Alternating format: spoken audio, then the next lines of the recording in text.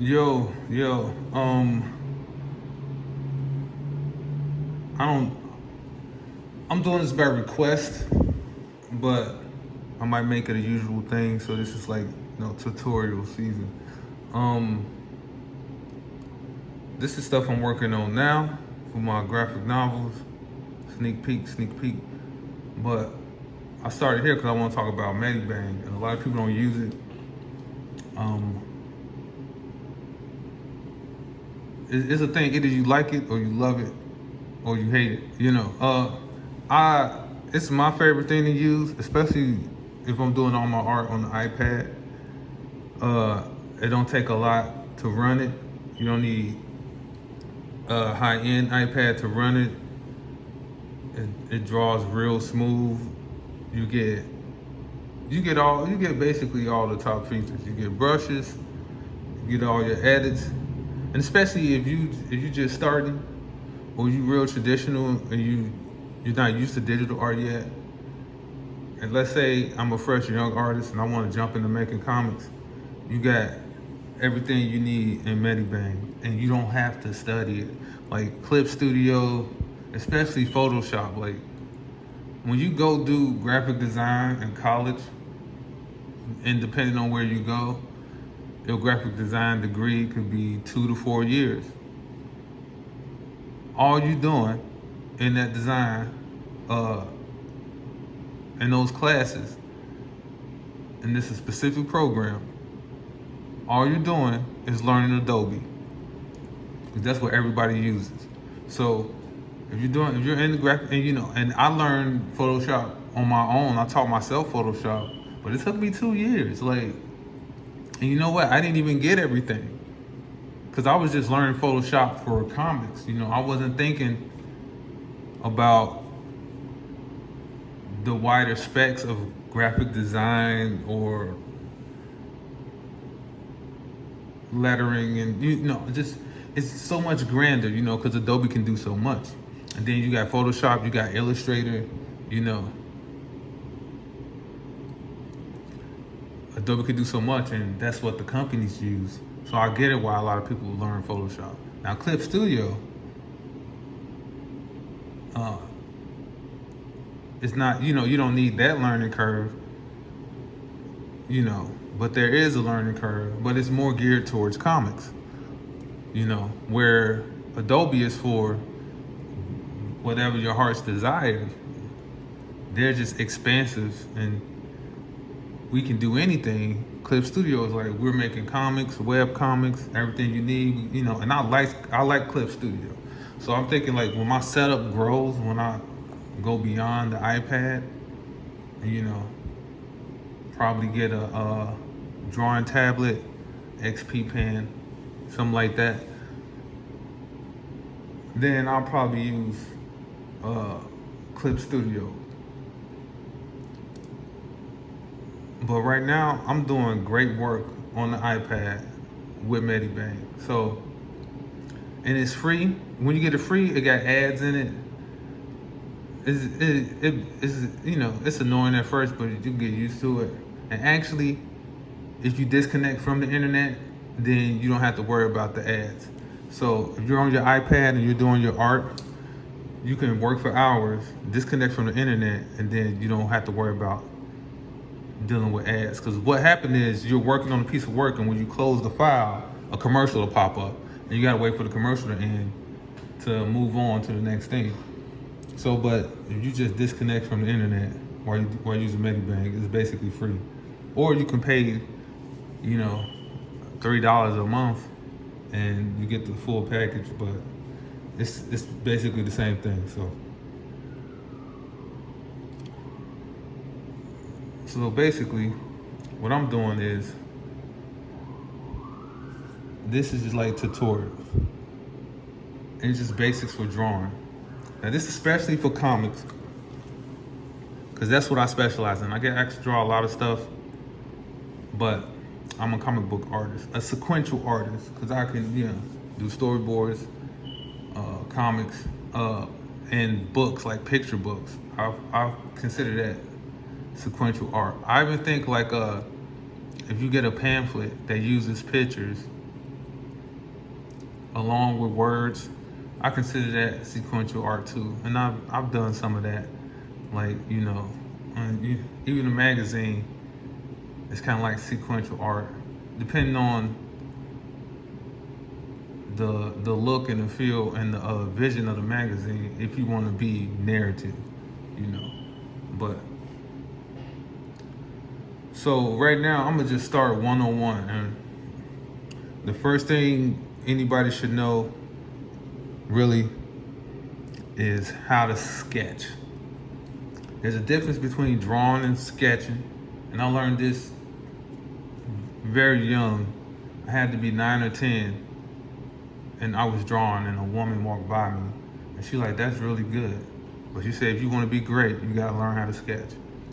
And what does that mean? It's really about loosening up the hand, because I meet a lot of young artists, and they don't have traditional training, and it shows. You see somebody that grows up drawing, they start doodling, and they build their skills from there, and they just learn from looking at other artists, and they start by, and I started that way, tracing the art that I like. Let me put something on here, just so everybody's not staring at a blank screen. But, you trace what you like, and then you just build on from there, and somehow, some way you build your own style. So sketching is like, you really got a loose hand. So drawing is like if I draw a square, boom, this is me drawing a square. Okay, it's a horrible square. This is me sketching a square.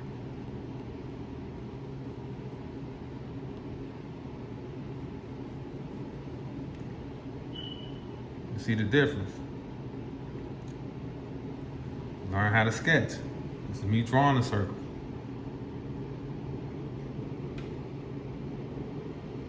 This is me sketching a circle.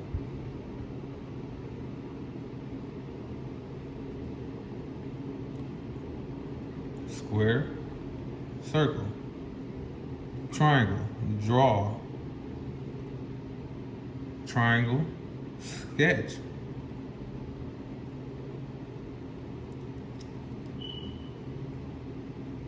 Okay, let me clear that off. What is the point? Here's the point. You really got to define what you're doing when you're drawing. What is drawing? You're making images, right? So your ability to draw is your ability to manipulate shapes to convey an image. And in your manipulation of shapes, sketching will give you way more options. First of all, it brings fluidity to your workflow and your line work, and then it gives you more choices when picking lines. Like, it's something I just recently figured out, but in these drawing programs, they have layers. And that's perfect, because drawing is all about layers. So even if I didn't do this on a program, if I had a piece of paper and I wanted to draw something, it's all about layers. And so what the first layer is, your sketch layer, right? So I'm gonna draw a basketball, sketching. And this is how I would do it. I'm sketching a basketball. Right? Now, what is this? It looks sloppy, all these lines everywhere. These are line choices for when I throw on my next layer and I really start to define this. I got a lot of options. I can go with this line here, this line here. I got a lot of options. Learn how to sketch. The best way to learn how to sketch is, you got your pencil. We usually grab this end. If you want to learn how to sketch, it's just sketch practice. Grab the end, the bottom, and draw like that. So grab the bottom and draw. Now this is going to feel weird. This is going to teach you how to sketch. It's going to make your hand more loose. Because I know we get very rigid when we draw, right? So this is going to loosen up your hand. Grab the bottom of your pencil, and you can just do that. Now that seems simple, but try doing that like with a face. Let me clear this. So let's say I want to draw a face. Let's do something basic.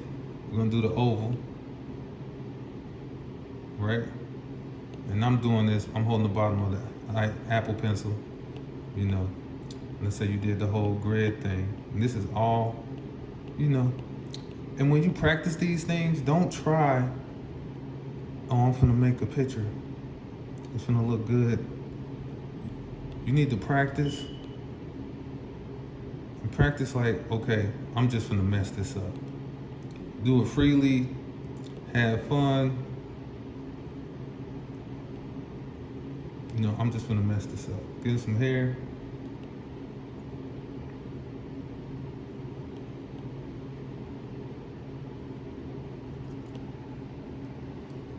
Now look, I'm so tempted to go in and really, but you know, this is sketching. Learn how to sketch. And then, you know, bring that feeling. You got that loose feeling in your wrist. And then you got these repeated strokes, light, light. Try to go as light as you can. Like you can't see it. Like even right now, while I'm filming, you probably can't see it, but I can see that. And even the stuff I can barely see, I know where it is because of my relationship with the work, you know?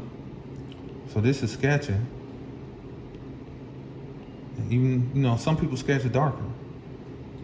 You know, get in there, make a mess. Stop wanting perfection. There is no perfection. And your mistakes also builds your style. You want to be messy. You want to have mistakes. That's your signature. You'll be surprised how much your mistakes are a part of your signature. Just like the things you do perfect are a part of your signature as an artist. Don't be afraid of your mistakes. Learn what your mistakes are, what you're not good at. Get better at them, but hyper focus on what you're good at and learn how to work around that. Like I'm bad at background, but I still do background. But you know, I'm more character focused in my art, and I learn how to work around it, you know. And so I use background to set a stage, or when the background is active in the action or something like that, you know, you got to throw it in there. And I try to get better on it and use more background as I move on, and just continue to educate myself on background. So this is lesson 1. Learn how to sketch. Okay? It'll make your art look a lot better. So then you get your sketch right and throw in that next layer. Okay, and this is when you're drawing. So the drawing process I think of is inking, right? And you can practice this too. A good way to practice this is get pictures, get artwork of your favorite artist and trace it. Now, inking is not just tracing, because anybody could trace, but inking is you add your own thing to it. You have the understanding of drawing. You're just cleaning everything up and adding definition. You're adding some shading. It's enhancement. And yes, you have to know how to draw to be an inker. So, and it'll show. Because then even a good inker is going to have the understanding of the strokes. The direction of the stroke, where it's supposed to be thick at, where it's supposed to be thin at. You see all that in translation, right? And you can see even as I'm kind of inking this, I still move kind of like I'm sketching, but I'm not so wild. I'm more controlled. I want those clean, defined lines.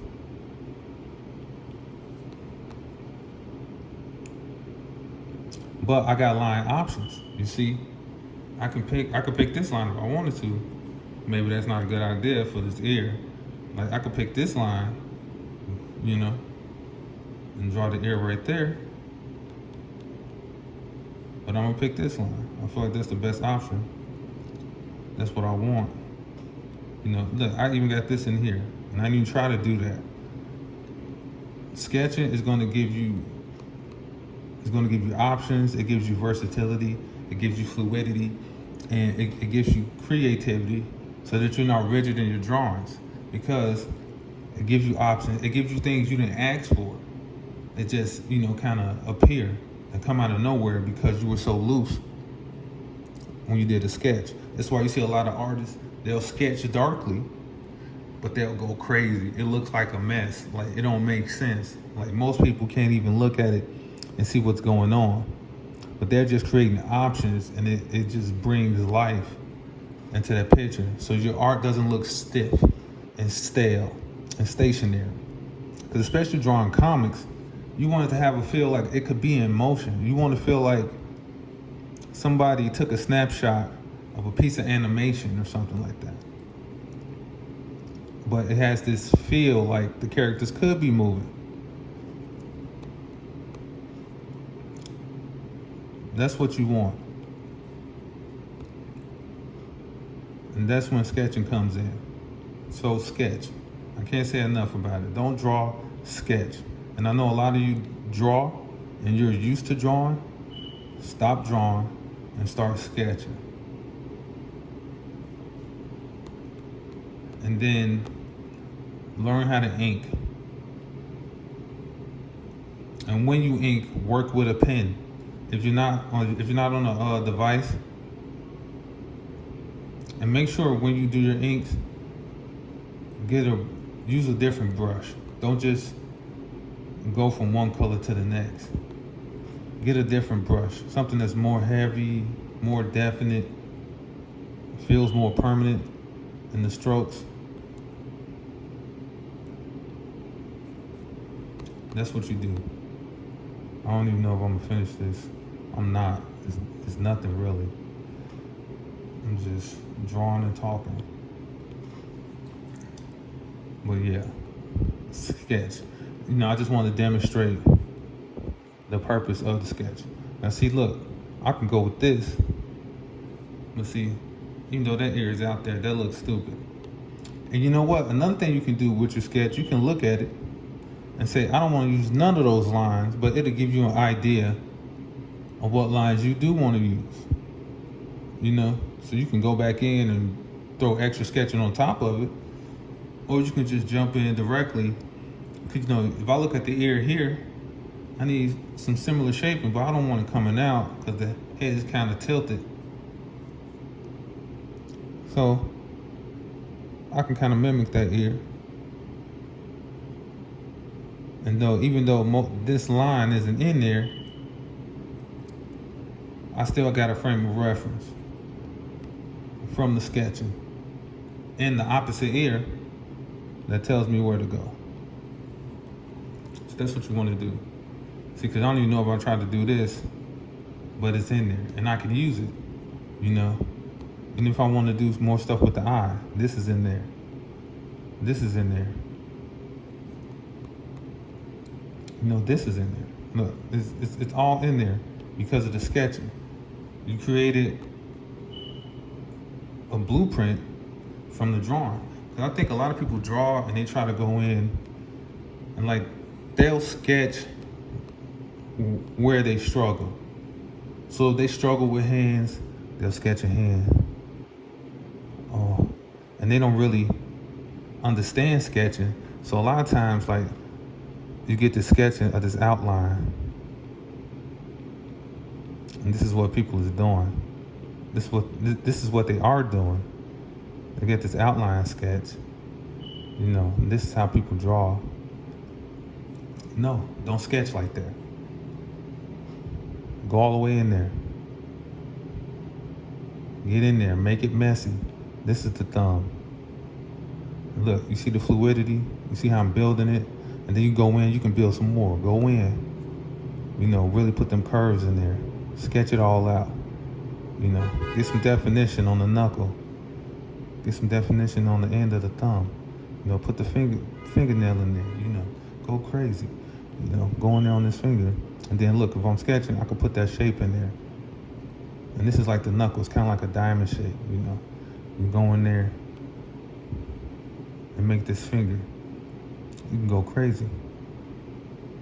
See that? But then when you clean it up, you throw your extra layer on there, or you using pencil, you can ink it with pen and then erase. You know what I'm saying? You really good. You'd be surprised how, even let's say you're drawing a portrait, something realistic, and you do this sketch, and then you go in and fix it, and you're drawing on paper, and you start smearing the sketch portion, and you will see how it blends into the lines to make your portrait, your pencil portrait, look more realistic. You start blending the sketch work. It just rolls into it. It's so intuitive. It feels more natural. You'll have more fun. This is fun, sketching, going crazy. You know, don't be so rigid and, or it has to be perfect and it has to look this way because that's how Oda draws his fingers. Oh, this is how Joe Madureira does his things. Oh, how does Jim Lee do it? Don't worry about that. It's good to learn from people. And you know what? People who know me and know my influences, they see the influences in my work. It's undeniable. But at the same time, don't be so rigid. Don't be so stringent, you know. Don't be searching for perfection. Be okay with your mistakes and learn how to fix it. If I mess something up, oh, it's not the end of the world because I'm sketching. You know, I'm planning. Set the plans. You know, set the stage. I'm planning. What's this gonna look like? How's it gonna be, you know? I'm making an arm. I'm sketching. What, do that look like an arm? Can you tell? I can tell. I'm forming. It's in the midst of creation. So stop wanting everything to look like it is in your imagination. It'll never look like what it is in your imagination. But what can you sculpt with sketching? What can you sculpt? What can you put together?